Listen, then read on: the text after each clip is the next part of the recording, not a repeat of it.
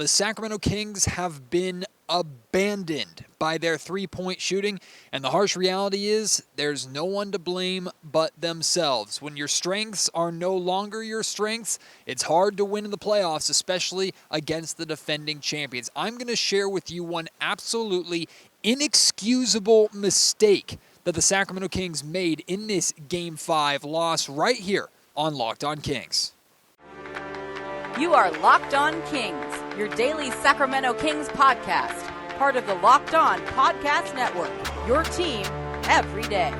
And now, ladies and gentlemen, it is that time for another episode of Locked On Kings. Hello and welcome into Locked On Kings, your podcast hub for Sacramento Kings coverage all postseason long. Today's episode is brought to you by Game Time. Download the Game Time app, create an account, and use our code LOCKEDONNBA for $20 off of your first purchase. Last-minute tickets, lowest price, guaranteed. My name is Matt George. I have the privilege of being your host here. I'm a Sacramento sports reporter and producer for ABC 10 News. Game 5. Usually a massive game in NBA playoff series. Typically, the team that wins Game 5 goes on to win the series approximately 80% of the time. Sacramento Kings knew that not only did they have to win this game to be on the right side of that statistic, they had to win this game because the last thing you want to do is give the defending champions, who are bad on the road, an opportunity to close you out on their home court, on their turf, and their terms when they entered this series not having home court advantage. Credit to the Golden State Warriors. They defeat the Kings 123 to 116. They are the first team in this series to win a road game so far, and now it's on the Sacramento Kings to win a road game to keep their season alive. And we'll get into the Game 6 preview and talk about that at the end of the episode. But like I said, to open this show, the Kings have been abandoned by their three-point shooting. With the exception of Game 4, their three-point shooting has been abysmal this series. 10 of 34 tonight from three-point range. That's 29.4% here in Game 5. For the series, they are 56 of 186. That's 30%. The Kings were 8 of 12 from three-point range to start this game. The first quarter was excellent. De'Aaron Fox didn't look like he had any issue with that injured finger on his shooting hand. He was raining down threes. Davion Mitchell was hitting threes. Keegan Murray was picking up right where he left off with his hot shooting in Game 4, raining down threes. The Kings looked like their offense had really finally hit their gear in this series, and for the first time in this building, they were using their offense to get the crowd involved. Kings got off to a great offensive start. Still, credit to the Warriors. They managed to maintain at least a close distance. I think they only trailed by 4 points at the end of the first quarter, despite the Kings' great shooting. And for the rest of the game, after going 8 of 12 from three-point range in the first quarter, the Kings shot 2 of 22. At some point, your strengths have to be your strengths. You have to be able to lean and rely on what you do best. And the Sacramento Kings established their offense, their shooting, and their points per game, an offensive rating that the NBA has never seen before historically, the best ever. They established that during the regular season. And in these playoffs, that offense has been nowhere to be seen. Now, of course, the Kings have been able to win a couple of games in this series thanks to their defense, and they've really stayed in every single game with the exception of Game 3 because of their defense getting them through the struggles of shooting. But when you establish yourself as an offensive firepower team or offensive powerhouse, and at no point in the series can you really point to that offense carrying you to a victory, maybe with the exception of the Kings shooting 8 of 10 over their final 10 three-pointers to finish Game 1 and win Game 1 in this building, you're not going to have success. Not just against the defending champion Golden State Warriors, you're not going to have success, period. Like, even if the Sacramento Kings find a way to win Game 6, win Game 7, punch their ticket to the next round where they're most likely going to be facing the Los Angeles Lakers, or even if it's the Memphis Grizzlies, it doesn't matter who. At some point in these playoffs, if the Kings want to be as good of a team as they think they are, if they want to make a Western Conference championship run, if they want to make an NBA Finals run, they have to be able to play to the level that they're capable of playing on the area of the floor that they are known for. and that requires guys to step up. I share with you in the introduction, the Kings made they made a lot of mistakes in this game, but there was one absolutely inexcusable mistake that the Sacramento Kings made in this game, and it's how they just massively failed when it comes to Keegan Murray. Keegan had 10 points, shot 4 of 5 from the field, and 2 of 2 from three-point range in the first quarter. He played 9 minutes. Keegan ended the game with 10 points, 4 of 5 shooting from the field, and 2 of 2 from three-point range in 35 minutes. So for the other 26 minutes that Keegan Murray played in this game, he did not take a single shot. Inexcusable.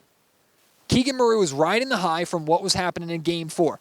And let me make this perfectly clear. While we can give credit to the Golden State Warriors for the adjustments they made, I asked Warriors head coach Steve Kerr before the game about his assessment of Keegan Murray, and he said, look, we got a little too loose on Keegan. We let him get going, and he punished us in Game 4. We have to make sure we tighten up. Yes, the Warriors made adjustments from the end of the first quarter on against Keegan. But to simply say that a player goes from hot 10 points, 4 of 5 shooting, 2 of 2 from three-point range in 9 minutes to playing another 26 minutes where he doesn't take another shot, doesn't even get another shot off, to simply sum that up or brush it under the rug and just say, well, credit to the Golden State Warriors defense and the adjustments they made, you're doing a disservice to what actually happened. The Sacramento Kings failed. Keegan Murray failed. I know you're a rookie. I know you're on this playoff stage for the first time, and quite frankly, you haven't really performed with the exception of 5 quarters. Demand the basketball. At some point, go, guys, we can't hit a shot outside of the first quarter. I've been red hot. I'm feeling it. Draw up a play for me. Let me come off of dribble handoff. Let me come off a screen. And if you can't free me up with one screen, damn it, set 2.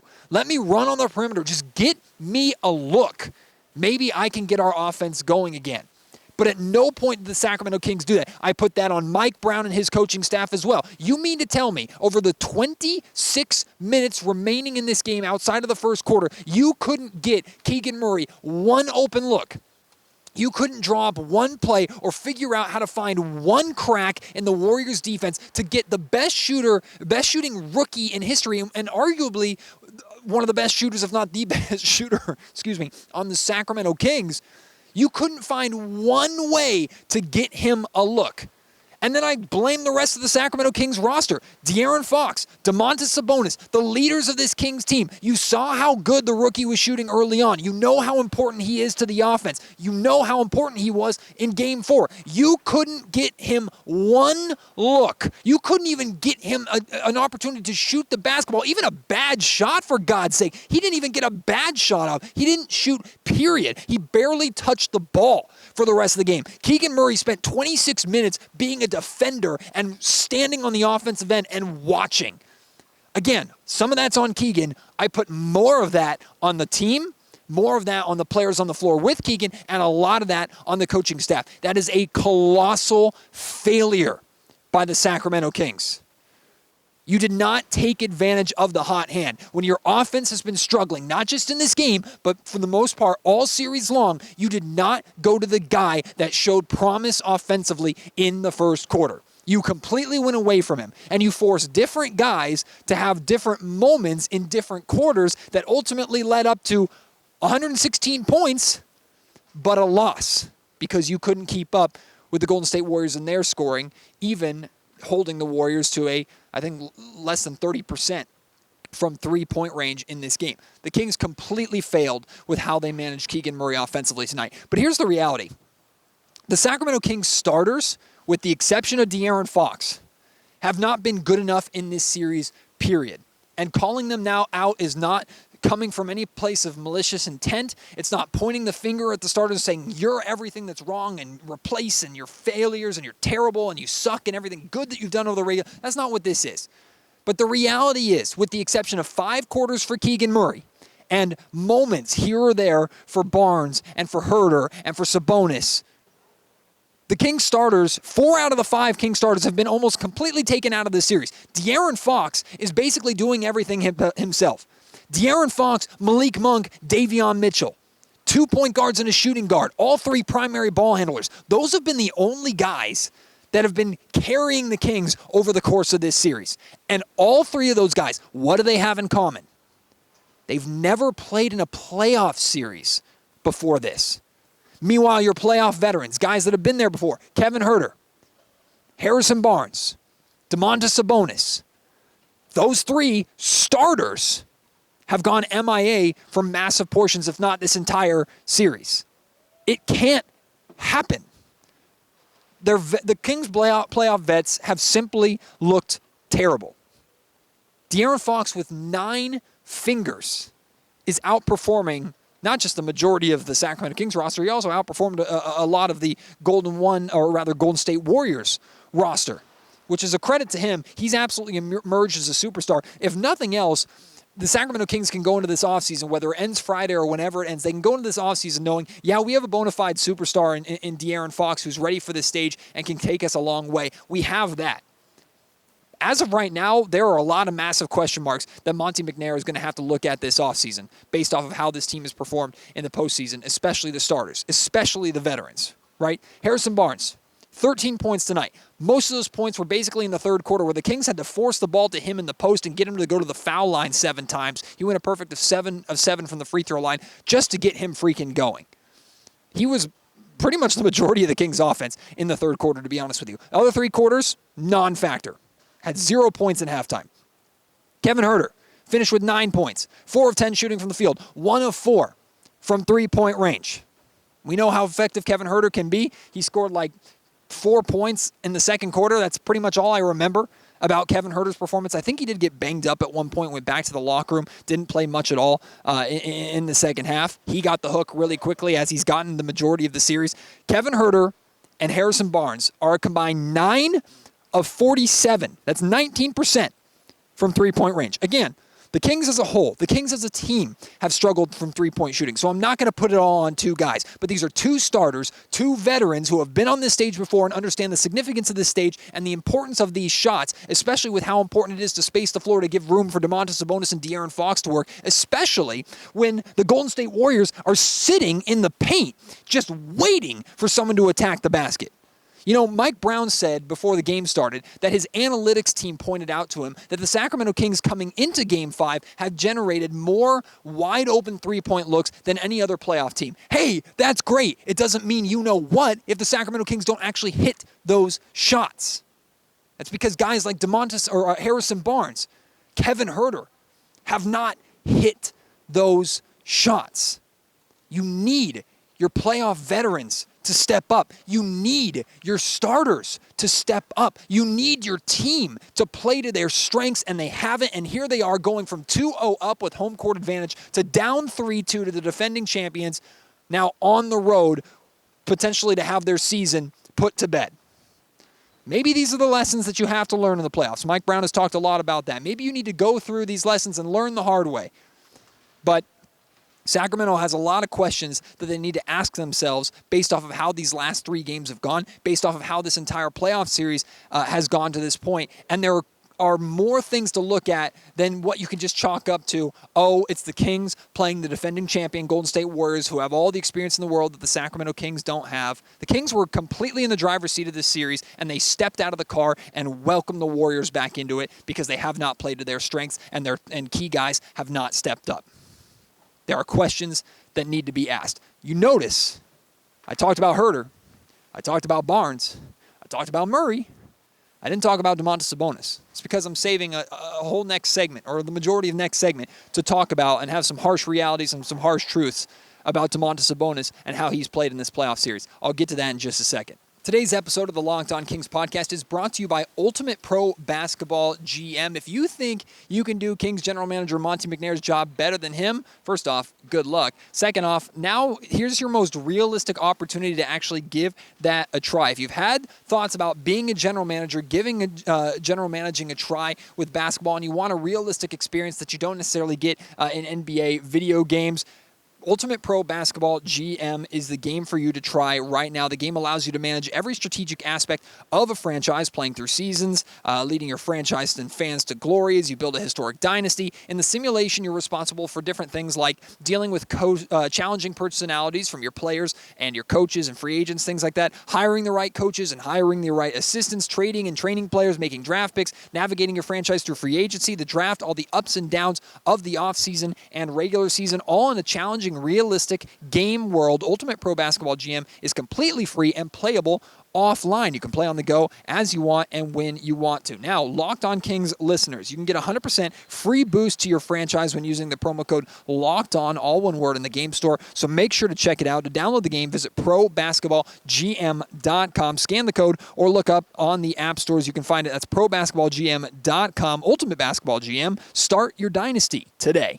This episode of the Locked On Kings podcast is also brought to you by Ibotta. Look, we're always throwing our money at something, whether it's kids' school supplies, clothing, a new house project. The list goes on and on, even groceries. It's time to stop spending your hard-earned money without getting anything in return. This is why you need to use Ibotta. You can earn cash back on every shopping trip. Ibotta gives you cash back on hundreds of grocery items, from produce to personal care to pantry goods. Either link your loyalty account or upload the receipt after you shop and get cash back.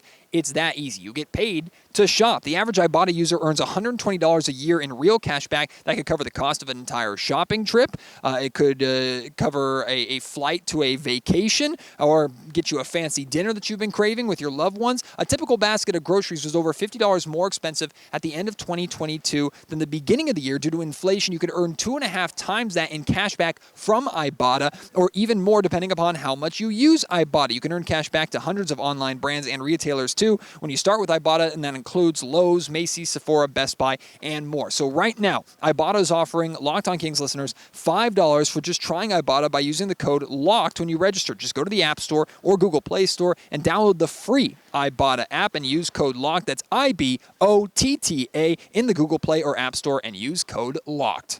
There are many of you who have listened to Locked On Kings all season long, and you know how much I love Domantas Sabonis. There are some of you that have only started listening during this playoff series, including a lot of you Warriors fans. And you know I came into this playoff series with a lot of confidence in Domantas Sabonis. I came into this playoff series saying the Golden State Warriors didn't have anybody to stop or contain Domantas Sabonis. I've been wrong. Completely wrong. And here's the reality. Domantas Sabonis has been a complete letdown. I don't think that's harsh to say.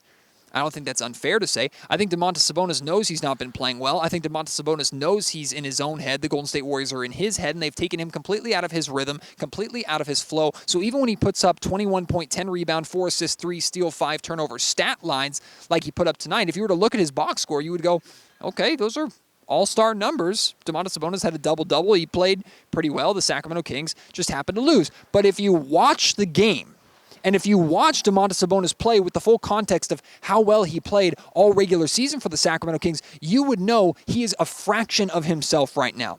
The Golden State Warriors have completely taken Domantas Sabonis out of his element in this series. With the exception of Game 2, he has not been his all-star self. He's been completely outplayed by Kevon Looney and Draymond Green. And a lot of Warrior fans listening, I know, are listening for one reason. So you can hop into my comment section on YouTube, or shoot me a text or a DM or a message on Twitter and laugh at me and talk about the take that I had coming into this series that Kevon Looney could not stop Draymond Green. You know what? Have at it. You deserve to. I underestimated Kevon Looney completely because he completely outplayed Domantas Sabonis tonight, and he has completely outplayed Domantas Sabonis for the majority of this series. 4 points, 22 rebounds, 7 offensive rebounds for Kevon Looney, 7 assists tonight. Let me make something perfectly clear. Some of you are going to interpret this as an insult to Kevon Looney, and if that's the case, understand I don't mean it this way. I need you to listen to what I'm saying very, very closely. Domantas Sabonis is too good. He's too important, and he came into this series as a 3-time All-Star. He's going to get all NBA recognition, or should get all NBA recognition, for how well he played during the regular season. The man finished in the top 10 in MVP voting. One could argue he was the best player for the Sacramento Kings consistently over the course of the regular season. That man coming into this series should not be getting his ass kicked by a role-playing center like Kevon Looney. I know Looney is an amazing rebounder. I know he led the league in offensive rebounds. Domantas Sabonis led the league in rebounds, period. So the rebound king, who was honored with an award before the game started for his leading the league in rebounds per game this regular season, should not be coming in and getting his ass kicked 22-10 on the glass by, yes, he's an NBA champion, but Kevon Looney is not on the same tier as Domantas Sabonis skill-wise. He's just not. He does his job extremely well. That's why he and the Golden State Warriors win, and I give him full credit for that. But one-on-one, Kevon Looney should not outplay Domantas Sabonis the way that Kevon Looney has outplayed him in this series. And then Draymond Green. I know Draymond Green is a phenomenal player. I know Draymond Green is a defensive player of the year. He's an amazing defensive player. Draymond Green should not be having as much effectiveness guarding Domantas Sabonis as he has, but I also think Draymond Green is in Domantas Sabonis' head. Maybe stomping a guy on the ribs on the ground will do that. But on top of that, Draymond Green, now this isn't really on Domantas Sabonis, this is kind of a side note. I thought Draymond Green was phenomenal tonight. This is the first time back in this building since he stomped on Sabonis, since he was ejected from the game, since he received a suspension, jumped on that Warriors bench over there, and flipped off he didn't flip off the crowd, but called them B words and P words and certainly went right at them, right? His first time back, for the most part, he stayed completely composed, and he dropped 21 points on the Kings' asses. So he didn't need to say anything. He didn't need to do his normal antics. He did get away with yelling in the face of Tony Brothers and not getting a technical foul when De'Aaron Fox got issued a technical foul for saying he was fouled when he was fouled and telling the refs to call the foul. He got a technical foul for that earlier on in the game. But whatever, that's not the reason why the Kings lost. That's not the reason why Draymond Green had a great game. Whatever. Draymond Green balled out. 21 points, 8 of 10 from the field, 7 assists, 4 steals. Draymond Green was excellent. I have no problem giving him the recognition he deserves. Even though it makes me wrong, I have no problem giving Kevon Looney the recognition that he deserves. I did the same thing on 95.7 The Game's The Morning Roast with Bonte Hill and Joe Shasky this morning, which, by the way, I appreciate it, 95.7 The Game, for thinking that my take on Kevon Looney is important enough for you to write an article about it. I guess I'm doing well for myself if people think that my opinion is that important. Just a podcast host having fun, covering my favorite team and making a career out of what I love to do. But look, I can look at Domantas Sabonis, someone who I admire, someone who I appreciate, someone who I know has kicked ass for the Kings all season long. I can look at what he's doing and go, he has not been good enough, and he has to be better, or the Kings are going to be watching the rest of the playoffs from their couches very, very soon. Sabonis has to be better. He simply has to, and he knows it. And look, Monty McNair, Kings GM Monty McNair, is paying attention to everything right now. I don't think he's going to overreact to this playoff series if the Kings lose on Friday. I don't think he's going to overreact and start questioning, is Domantas Sabonis really the guy going forward? He knows he has a core of Fox, Sabonis, and Keegan Murray at the very least. But questions about Harrison Barnes, who I don't know if the Kings can replace Harrison Barnes this offseason, but ultimately the Kings are going to go into this offseason trying to improve this team, knowing the expectations next year are that they're right back in this spot with home court advantage and actually winning a playoff series regardless of who they're facing. If that's the case, you need to make upgrades. Are you asking questions about Harrison Barnes? Are you asking questions about Kevin Huerter? Monty has to take all this context into account when he goes into this offseason. Another thing I wanted to point out. In 3 out of these 5 games, the Sacramento Kings have won the battles in the trenches. I call it the trenches of the box score, essentially. Game 3, they really lost that battle, and they lost pretty comfortably on the road. Game 4, they won the battle, but still lost by missing a Harrison Barnes buzzer beater. Tonight, they got pretty beat up in the trenches again. 60 Warrior points in the paint on 30 of 41 shooting. That's 73%. The Golden State Warriors are a team that have so many shooters that kill you from the perimeter.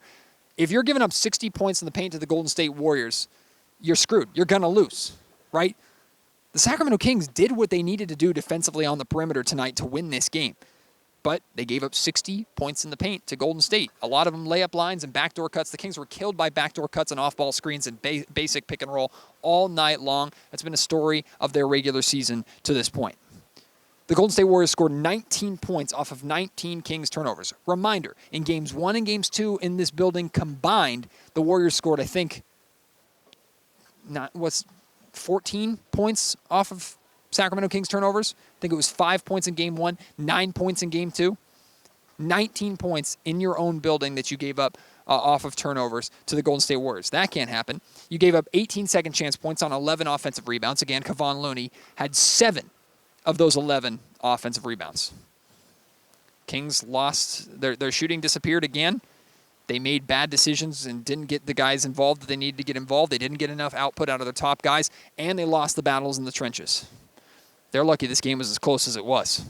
After the game, I asked Mike Brown about being honest with his guys and pulling guys aside and saying, I need more from you. And if the playoffs are the right time to do that, here's what he had to say. Mike, you've talked over the course of the year about being just honest with guys. You've also talked about in the playoffs, it's the time more to love on them than anything else.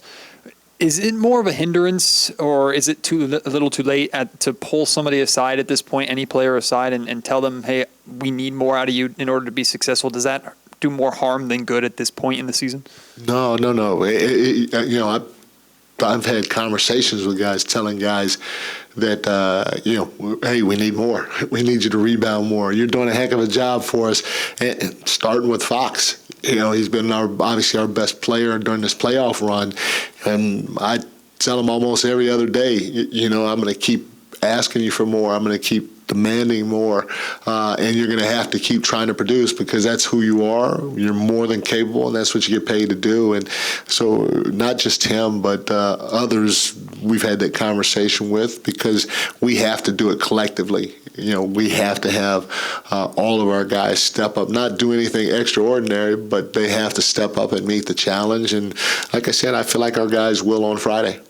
Like I said at the top of the show, today's episode of the Locked On Kings podcast is brought to you by Game Time. Buying tickets to events, especially last minute, should not be stressful. Game Time is the fast and easiest way to buy tickets for all the sports, music, comedy, and theater near you. With killer deals on last-minute tickets and their best price guarantee, you can stop stressing over tickets and have fun just getting hyped for the event that you know you're going to. I used the Game Time app when I was in San Francisco to buy last-minute tickets to go see the Giants play. I was staying right next to Oracle Park. I thought, hey, why not use the Game Time app? I got a killer flash deal for less than $40 tickets on the infield to watch the Giants lose to the Mets. They've won 5 straight since then, so Giants fans maybe give me a little bit of credit for being the last one to witness their losing streak. I don't know. Maybe I'm just trying to make myself feel better there. But ultimately, Game Time helped me get into that game for really, really cheap. It was like Oakland Coliseum, Oakland A's prices to watch a Giants game inside of Oracle Park. And I can make that joke because I'm an A's fan and I understand how cheap A's tickets are. The Game Time guarantee means you'll always get the best price. If you find tickets in the same section and row for less, Game Time will credit you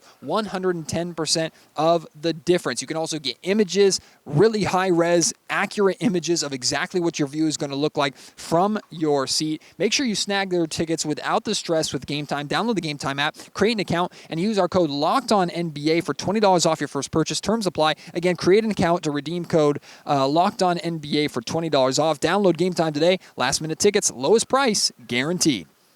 It is time for our Nissan Most Electric Player of the Week, brought to you by the all-new, all-electric 2023 Nissan Ariya. I'm giving it to Davion Mitchell. I'm going to talk about him a little bit more in the show, but he has stepped up in a major way and taken on the role of defending Steph Curry and making Steph Curry work. He's also stepped up in some major offensive ways. Like I said earlier in the show, he's been a top 3 player for the Sacramento Kings in this series. Davion Mitchell has been excellent defensively. He's been brilliantly fierce, fiercely elegant, stunningly powerful at times, elegantly powerful, all words that describe not just his game and his defense, but the Nissan Ariya. The 2023 Nissan Ariya packs pin-to-your-seat power and premium intelligence all in one EV. The all-new, all-electric 2023 Nissan Ariya, the EV for people who love to drive. You can shop now at nissanusa.com. Steph Curry had the quietest 31 points maybe of his career. I didn't realize Steph Curry had 31 points until I looked up at the scoreboard at the end of the game and went, wait a minute, how many points did Steph Curry score? He went 12 of 25 from the field, 2 of 10 from three-point range. That's another thing that just wants to make you pull your hair out about this game. You held Steph Curry to 20% from 3 and you lost. Credit to the Golden State Warriors. Other guys stepped up when Steph Curry wasn't having his big shooting night, but you did defensively what you needed to do against the best shooter of all time to win this game. You take that 2 of 10 from three-point shooting stat line and apply it to basically every other game in this series, certainly games 3 and certainly game 4. The Sacramento Kings win Game 4. So, I mean, you can cherry pick anything you want to, but that's just frustrating. The Kings, as a whole, held the Warriors to 28.9%, 11 of 38 from three-point range. Again, you did what you needed to do. You limited one of the primary strengths of the defending champions on your home floor, in your own building, and you still lost. A lot of the reason why Steph Curry didn't have the best of shooting nights has to do with Davion Mitchell. I've talked about him a lot during the series. I want to make sure, honestly, I could beat this dead horse into the ground as much as I want to, because Davion Mitchell's defense has been so good and so notable on Steph Curry over the course of this series that it needs to be talked about more than it is. And it's not being talked about because Steph Curry is still averaging over 30 points per game in this series. That's because Steph Curry is basically a god. One of the greatest scorers we've ever seen, certainly the greatest shooter we've ever seen. I spent a long time after Game 4 praising the man and talking about how great he is to watch and what he brings to the table. Davion Mitchell, we've heard De'Aaron Fox talk about this, heard Steve Kerr talk about this, heard Mike Brown talk about this. You do not stop Steph Curry. You just make him work. That's all you can do. Davion Mitchell did as well as you could possibly do against Steph Curry in this game tonight. He's done as well as you could possibly do against Steph Curry over the course of this series, while also stepping up and providing some much-needed offense for the Kings at times. Davion Mitchell has been fantastic, and I think Monty McNair, when he's making decisions going forward, has to feel very confident in his draft pick up a couple of years ago and how much of an impactful player he's been coming off the bench for the Sacramento Kings. Someone reached out to me and asked me about the possibility of Davion Mitchell and Malik Monk starting and moving moving Harrison Barnes and Kevin Huerter to the bench. We've seen the Kings a lot in this series go to that small three-guard, three-primary ball handler lineup, and it's worked for the Sacramento Kings. It's too little too late at this point. Like, that is too much of a knee-jerk reaction. Even though that lineup is spending a lot of times playing together and has been your best lineup in this series so far, that's an overreaction from Mike Brown. He's not going to make that change. The Sacramento Kings don't need to make that change. It's a little too extreme at this point, and you risk destroying any confidence that these guys have left. It's just too late to make a change like that. You ride it out the way you have it. Hope guys step up in Game 6. If they don't, then your season is over. Then you can reevaluate going into the offseason with personnel changes in training camp next year. Also, credit to Klay Thompson, too. Klay Thompson got hot in this game. He had 25 points, 10 of 19 from the field, 5 of 11 from three-point range. The Kings were really fortunate that Klay Thompson got into foul trouble, because the way that he was going, man, he could have gone for 35-plus if he wanted to. The Kings did a good job taking him out of the game by getting him into foul trouble. So, here we go. Friday, 1 day off, Game 6, inside the Chase Center in San Francisco. Kings need to win or their season comes to an end. Before I talk about what the Kings need to do in Game 6, here's Davion Mitchell after the game. He was asked about the mood in the locker room. Here's what he had to say. Davion Mitchell's absolutely right. The Kings have to go in and they have to punch first. They have to take control. The way I summed it up is this, and I wrote this down. The Kings have to go into Chase Center and take this series back. Take back home court advantage. Take the opportunity to get back in this building for one more run. Game 7, win or go home, elimination game for both teams. Even if the Golden State Warriors would probably still be favored on that stage because of their experience. The Kings have never been in that as high pressure as it gets in the playoffs before. You have to take the opportunity to be back in this building, in front of this crowd again.